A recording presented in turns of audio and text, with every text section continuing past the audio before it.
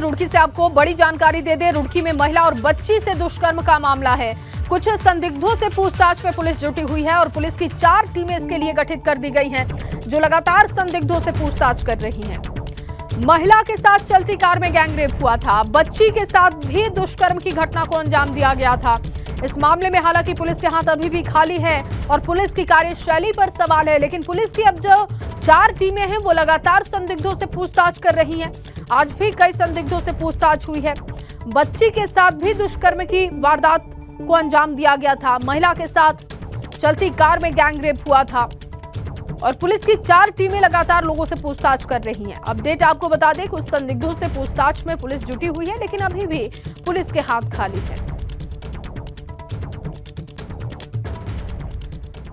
और इसी खबर पर ज्यादा जानकारी के साथ विनीत त्यागी मेरे सहयोगी लाइव जुड़ चुके हैं रुड़की से। विनीत, क्या अपडेट है? क्योंकि लगातार लोगों से पूछताछ हो रही है, संदिग्धों को पकड़ा जा रहा है, उनसे पूछताछ की जा रही है, लेकिन क्या कोई सुराग अभी पुलिस के हाथ लगा है क्या?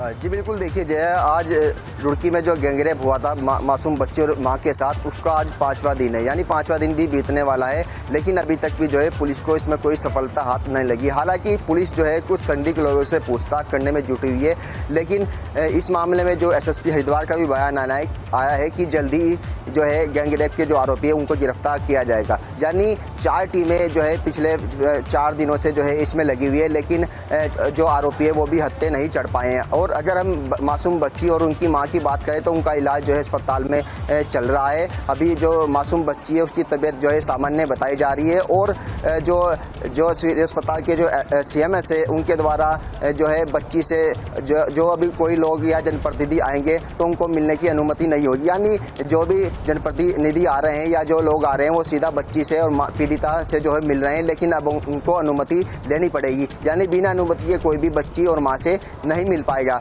हालांकि अब इसमें यही देखना होगा कि आखिरकार जो 5वां दिन आज है इस गैंगरेप मामले को, इसमें पुलिस कब तक खुलासा कर पाती है। जी बहुत शुक्रिया विनीत आपका तमाम जानकारी के लिए। तो इस मामले में अभी तक कोई बड़ा अपडेट नहीं है, अभी तक कोई सुराग पुलिस के हाथ नहीं है। चलिए आगे बढ़ेंगे और एक हरिद्वार से आपको तस्वीर दिखाते हैं। हरिद्वार में हरकी पैड़ी पर एक 80 साल की बुजुर्ग महिला हरकी पैड़ी पर गंगा में छलांग लगाते हुए दिखाई देती है। उसका वीडियो ये वायरल हो रहा है जो इस वक्त आप देख पा रहे हैं। इस वीडियो में आप देख सकते हैं कि कैसे एक बुजुर्ग महिला करीब 30 फीट ऊंचे पुल से गंगा में छलांग लगा देती है। महिला के साथ एक युवक भी दिखाई देता है जो महिला को गंगा में कूदने के लिए उकसा रहा है। मगर बड़ा सवाल यह है कि आखिरकार इस तरीके के स्टंट करने की जरूरत क्या है?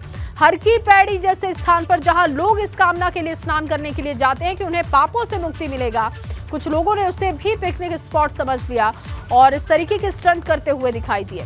सवाल यह भी है कि आखिरकार पुलिस और प्रशासनिक अमला कहां था? सुरक्षा के जब यहां पर इंतजाम होते हैं तो यहां पर पुलिस और प्रशासन क्यों नहीं दिखाई दिया? देखिए किस तरीके से ये बुजुर्ग महिला ऊपर से छलांग लगाती है। देखिए उसके पीछे एक युवक भी खड़ा है जो कि वो उसको बार बार नदी में छलांग लगाने के लिए कहता है, लेकिन कोई बड़ा हादसा हो जाता तो कौन जिम्मेदार होता? हालांकि सोशल मीडिया पर लगातार ये वीडियो वायरल हो रहा है, लोग इसे कई तरीके से देख रहे हैं। कोई सराहना कर रहा है जज्बे को, इतनी उम्र में भी महिला इतनी एक्टिव है, लेकिन ये सतर्क करने वाली तस्वीर है क्योंकि अगर कोई हादसा हो जाता तो इसकी जिम्मेदारी कौन लेता? और लगातार ये तस्वीरें आप देख पा रहे हैं। देखिए किस तरीके से हरकी पैड़ी पर बुजुर्ग महिला जो कि नदी में छलांग लगाती है उसका वीडियो वायरल हो रहा है। आगे बढ़ेंगे और कुछ और खबरों पर नजर डालेंगे और बड़ी जानकारी अब आपको दे दे देहरादून से। मॉनसून सीजन को लेकर बैठक सुबह 11 बजे मीटिंग करेंगे सीएम पुष्कर सिंह धामी। आपदा प्रबंधन विभाग की समीक्षा बैठक सीएम लेने वाले हैं। साथ ही आपको ये भी बता दें कि सचिवालय में समीक्षा बैठक करेंगे मुख्यमंत्री और प्री मॉनसून की तैयारियों को लेकर चर्चा करेंगे। तो मॉनसून से पहले कितनी तैयारी हो चुकी है, कितनी तैयारियां अधूरी हैं, उसी को लेकर ये समीक्षा बैठक होगी। सचिवालय में ये समीक्षा बैठक आज होने वाली है जिसके लिए समय 11 बजे का बताया जा रहा है। रवि केंतुरा मेरे सहयोगी जुड़ चुके हैं ज्यादा जानकारी के साथ। रवि, क्योंकि मॉनसून की दस्तक शुरू हो चुकी है, कई जगहों पर बारिश शुरू हो चुकी है, ऐसे में आज जो बैठक बुलाई गई है कितनी अहम है, किन किन विषयों पर बातचीत होनी है, कब ये बैठक होनी है, जानकारी दीजिएगा। बिल्कुल जी, देखिए उत्तराखंड में मानसून पूरी तरीके से सक्रिय होने वाला है और मौसम विभाग ने कहा है कि अगले 24 घंटे में पूरी तरीके से मानसून उत्तराखंड में आ जाएगा। ऐसे में हम देख रहे हैं कि लगातार पिछले 3 से 4 दिनों से उत्तराखंड में अच्छी बारिश हो रही है और मानसून जो प्री मानसून है वो अच्छे बारिश जो है उत्तराखंड में देखने को मिल रही है। आज 11 बजे इसी को लेकर मुख्यमंत्री तमाम अधिकारियों के साथ एक बैठक करने जा रहे हैं, क्योंकि उत्तराखंड मानसून के लिहाज से बेहद संवेदनशील है। जब भी यहाँ पर मानसून पूरी तरीके से सक्रिय होता है तो चाहे लैंडस्लाइड के मामले हों या फिर और तमाम मामले, क्योंकि इस वक्त 4 धाम यात्रा चल रही है। ऐसे में जब मानसून पूरी तरीके से सक्रिय हो जाएगा तो किसी भी तरीके की अगर कोई घटनाएं होती हैं तो वहां पर त्वरित रिस्पांस हो सके, इन तमाम चीज़ों को लेकर आज अधिकारियों के साथ मुख्यमंत्री बातचीत करेंगे।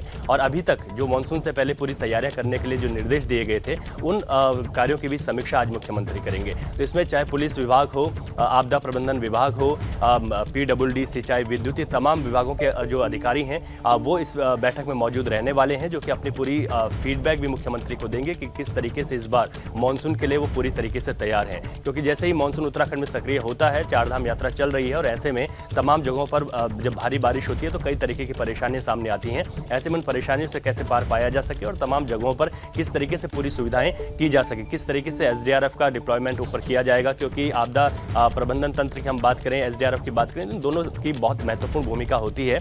ऐसे में अब अगले जो 24 घंटे हैं उसके बाद हम देखेंगे कि पूरे प्रदेश में मानसून पूरी तरीके से सक्रिय होगा। और इस बार एक बात और भी रही है, क्योंकि अमूमन 20 जून तक उत्तराखंड में मानसून आ जाता है, लेकिन इस बार मानसून कुछ देरी हुई है, 8 से 10 दिनों की देरी है। और ऐसे में माना यह जा रहा है कि जब मानसून 8 से 10 दिन बाद आ रहा है, लेकिन जो बारिश है वो इस बार ज्यादा उत्तराखंड में हो सकती है। तो ऐसे में और ज्यादा सतर्क रहने की आवश्यकता जरूर है। इसी को लेकर आज मुख्यमंत्री एक बहुत महत्वपूर्ण बैठक 11 बजे सचिवालय में करेंगे। जी, बहुत शुक्रिया रवि आपका तमाम जानकारी के लिए, तमाम अपडेट के लिए।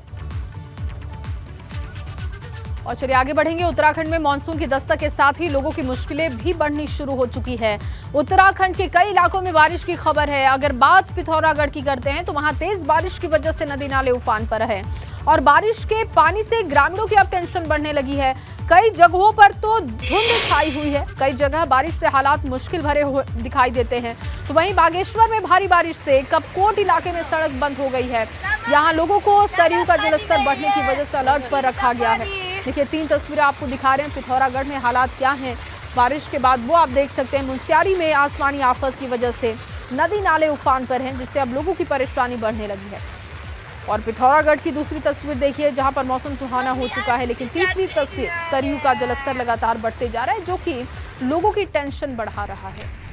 और अब खबर पिथौरागढ़ से, जहां पिथौरागढ़ के मुनस्यारी में बारिश इस कदर हुई है कि नदी नाले उफान पर आ चुके हैं।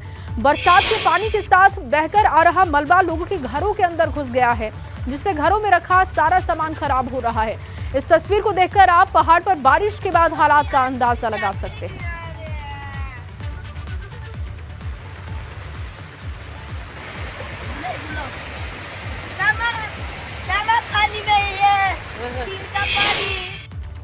और वहीं बागेश्वर की कपकोट में 5 सड़कें बंद हो चुकी हैं। बारिश की वजह से ये सड़कें बंद हुई हैं। सरयू नदी का जलस्तर लगातार बढ़ते जा रहा है, जिसको लेकर अब अलर्ट पर रहने के लिए कहा गया है। बारिश से सरयू नदी के जलस्तर में बढ़ोतरी हो चुकी है। देखिए किस तरीके से पानी लगातार बढ़ते जा रहा है और इसकी वजह से कई जगहों पर सड़कें बाधित हो रही हैं। हालांकि आपदा प्रबंधन विभाग को अलर्ट पर रखा गया है। तो एक तरफ मानसून की आहट है, दूसरी तरफ नदी नाले अपने उफान पर आने लगे हैं। प्रशासन को अलर्ट पर रहने के लिए कहा गया है। बारिश से सरयू नदी का जलस्तर बढ़ चुका है और इससे कई जगहों पर आवाजाही बंद है। सड़कें फिलहाल 5 जगहों पर बंद हो चुकी है और सड़कों को खोलने का काम हो रहा है। देहरादून में हुए एबीपी गंगा के महाअधिवेशन में पक्ष और विपक्ष के तमाम दिग्गज पहुंचे, जहां महाअधिवेशन में मुख्यमंत्री पुष्कर सिंह धामी भी शामिल हुए। मुख्यमंत्री ने कई मुद्दों पर बेबाकी से जवाब दिया। आपको दिखाते हैं महाअधिवेशन के दौरान मुख्यमंत्री की बड़ी बातें। पलायन को रोकने के लिए इस बार कोई ठोस रणनीति? देखिए, पलायन एक बहुत बड़ी समस्या है और उसको लेकर हमारे यहाँ पर पलायन आयोग ने भी काम कर रहा है और भी सरकार भी अपने स्तर से काम कर रही है। लेकिन पलायन को व्यवहारिक रूप से समझना होगा। पलायन तभी रुकेगा जब हमारे सीमांत क्षेत्रों में रहने वाले ऐसे, आज जो नौजवान पीढ़ी है, जो हमारे युवा हैं, खासकर जो रोजगार चाहते हैं, अपने घरों से दूर जाकर जो तमाम जगह पर अपने रोजगार के लिए, स्वरोजगार के लिए काम कर रहे हैं, उनको जब तक उनके घरों के आसपास कोई काम नहीं मिलेगा, बिल्कुल, तो उस क्षेत्र में हम लोग जो संभव हो सकता है, जैसे हमने कुछ योजनाएं सरकार की तरफ से रोजगार को लेकर हम ला रहे हैं, और कुछ योजना लोगों के साथ मिलकर हम वहाँ पर करेंगे। और उसके कारण से चाहे जैसे हमारा फल का क्षेत्र है, बागवानी का क्षेत्र है, हमारा ये होम स्टे जैसी योजनाएं हैं जो दूरस्थ क्षेत्रों में और सीमांत क्षेत्रों में हो सकती है, और कुछ उद्योग जो बड़े उद्योग, छोटे उद्योग मिलकर जब उनके घरों के पास फलों के क्षेत्र में हो या बागवानी के क्षेत्र में हो, या वहाँ पर जिस भी चीज़ की उपलब्धता ज़्यादा हो, उस उपलब्धता के आधार पर जब हम वहाँ पर कुछ चीज़ों को बढ़ाएंगे, तो मैं समझता हूँ कि जब काम मिलेगा, रोज़गार मिलेगा, कुछ आमदनी होगी, तो पलायन पर रोक लगेगी। ठीक है। एक तरफ आपने बड़ी व्यवहारिक आपने बातें कही, लेकिन कॉमन सिविल कोड क्या इतनी ज़रूरत है? मतलब इतना बड़ा आपने घोषणा की चुनावों में और कांग्रेस को परेशान कर दिया। देखिए, जहाँ तक कॉमन सिविल कोड है, कुछ लोगों ने उस पर केवल राजनीति की है, और चुनाव से पहले 12 फरवरी 2022 को हमने ये संकल्प लिया था कि उत्तराखंड की देवतुल्य जनता हमें अपना आशीर्वाद देती है, अपना मत देगी, अपना समर्थन देगी, और हमारी सरकार बनेगी। तो हमारी सरकार के बनते ही हम पहली जो हमारी कैबिनेट की बैठक होगी जी, उस कैबिनेट में हम ये निर्णय करेंगे कि एक हम कमेटी बनाएंगे, वो कमेटी सबसे बात करेगी, और बात करने के बाद वो ड्राफ्ट बनाएगी जी, और इसके पीछे हमने तर्क दिया था कि उत्तराखंड देवभूमि है जी, उत्तराखंड में प्रत्येक परिवार से कोई न कोई सेना के अंदर है, किसी का बेटा सेना में है, किसी की बेटी सेना में है, किसी का भांजा है, भतीजा है, चाचा हैं, ताऊ हैं, यानी परिवार का कोई न कोई सदस्य सेना में या अर्धसैनिक बलों में है। बिल्कुल। और दो अंतर्राष्ट्रीय सीमाओं से हमारा राज्य लगा हुआ है। देवभूमि उत्तराखंड को कहते हैं, जहाँ पर वनों से आच्छादित है, नदियों से आच्छादित है, हमारे यहाँ पर पर्वतों से आच्छादित है, गंगा का उद्गम स्थान यहाँ पर है, चारों धाम यहाँ पर हैं, तो हमारे यहाँ पर धर्म, संस्कृति और अध्यात्म का केंद्र है। तो उत्तराखंड के अंदर सबके लिए एक समान कानून होना चाहिए। ये हमने उत्तराखंड की देवतुल्य जनता के सामने अपना निवेदन रखा था, और अब तो उत्तराखंड की देवतुल्य जनता ने उस पर मोहर लगाई है, इसलिए उसको हमको करना ही करना है।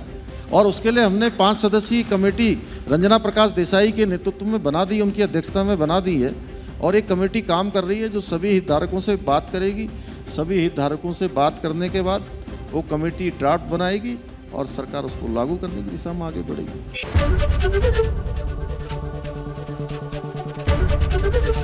एबीपी गंगा, खबर आपकी, जुबान आपकी।